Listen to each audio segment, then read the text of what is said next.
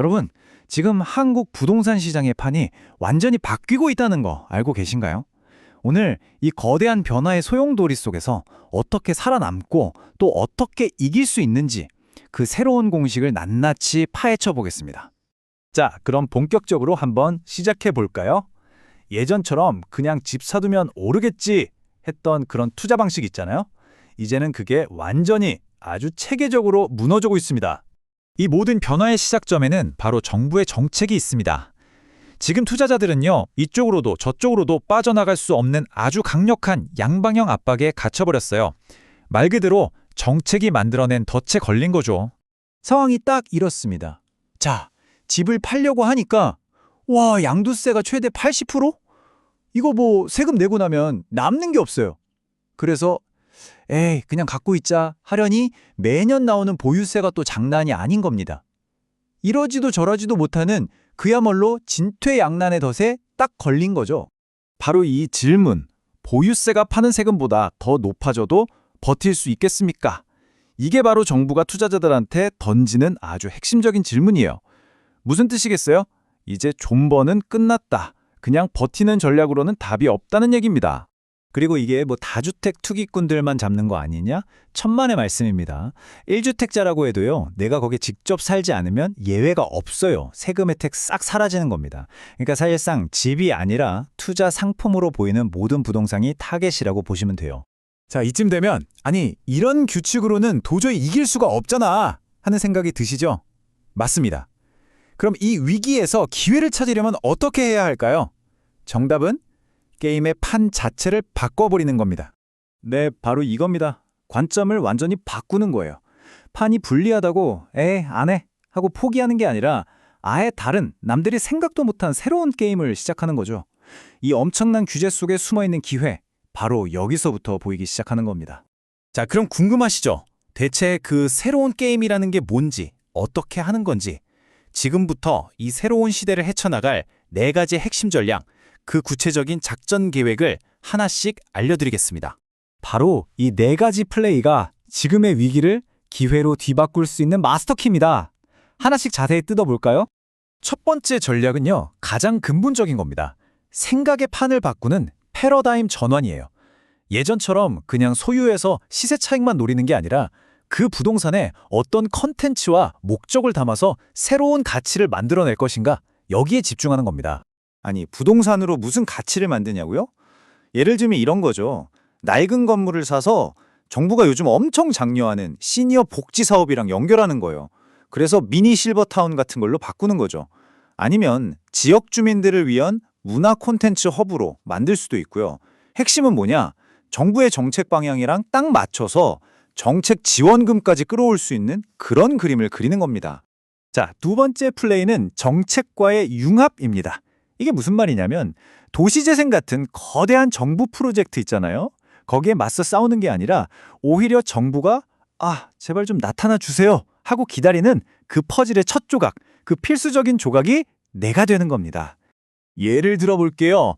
어떤 개발 구역이 있는데 그 안에 법적으로 막 꼬여서 수십 년째 방치된 땅이 있다고 칩시다. 그걸 찾아내서 법률 전문가를 동원해서 아주 깔끔하게 권리관계를 싹 정리해버리는 거예요. 그럼 정부 입장에선 어떨까요? 완전 골칫덩어리를 해결해준 구세주가 나타난 거죠. 자연스럽게 그 전체 산업을 시작하게 하는 마중물 역할을 하게 되고 협상 테이블에서도 당연히 가장 좋은 자리에 앉게 되는 겁니다. 세 번째 전략은 타겟 고객을 180도 바꾸는 겁니다. 단기 차익만 노리는 투기꾼들 말고요. 정말 도움이 절실한 사람들, 그분들의 문제를 해결해주는 신뢰할 수 있는 해결사가 되는 거죠. 생각해보세요. 법 같은 거 잘 모르니까 경매 시장은 무섭고 좋은 집은 사고 싶은 선의의 매수자들, 또 평생 모은 자산을 어떻게든 지켜야 하는 은퇴하신 분들, 바로 이런 분들이 우리의 새로운 고객이 되는 겁니다. 복잡하게 얽힌 부동산을 법적으로 안전하게 싹 정리해서 손에 쥐어드리는 거죠. 일종의 B2C 컨설턴트가 되는 거예요. 이건 절대 투기꾼들은 못하는 오직 신뢰와 전문성으로만 가능한 시장입니다.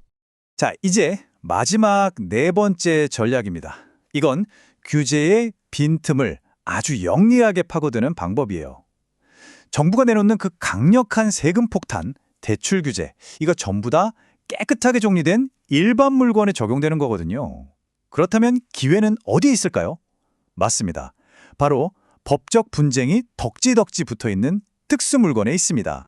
남들이 볼 땐 소송 걸려 있고 이상한 사람이 점유하고 있고 그래서 가치가 바닥을 치는 부동산들이 있어요.